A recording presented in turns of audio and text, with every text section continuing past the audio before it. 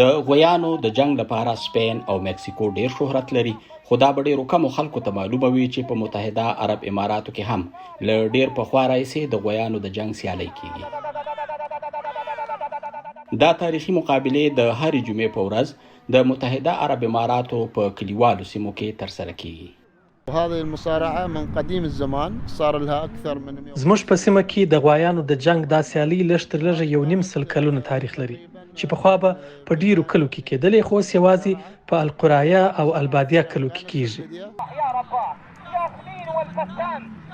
که څه هم په عربي هیوادونو کې زیاتره د اسونو او اوښانو سیالي کیږي، خو د متحده عرب اماراتو په ځینو کلیوالو سیمو کې بیا خلک د غویانو د جنگ ننداره خوښوي. يعني هذه صوب ابو ظبي اكثر. په ابو ظبي او دوبۍ ښارونو کې خلک د اوښانو ځغل ډیر خوښوي، خو دغه سیالي دلته نه کیږي ځکه چې د دې کلیو خلک د غویانو د جنگ ننداره خوښوي.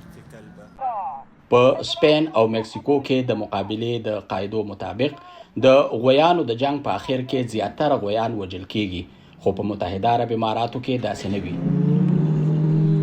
اذا شفنا الثوره الاول چې موږ پوه شو چې یو غوی په بل زورور کیږي، نو د یو بل نه جدا کړو.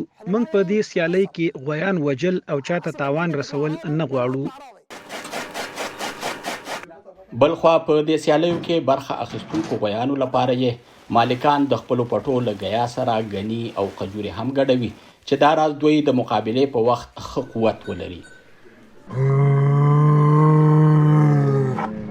که څه هم د دې سیالیو د منتظمینو په وینا په دې کې غویانو ته لږ تر لږه تکلیف ورکول کیږي، خو بیا هم د ځناورو د حقوقو فعالان د ځناورو جنګول ظلم بولي او د مخنیوي غوښتنه کوي.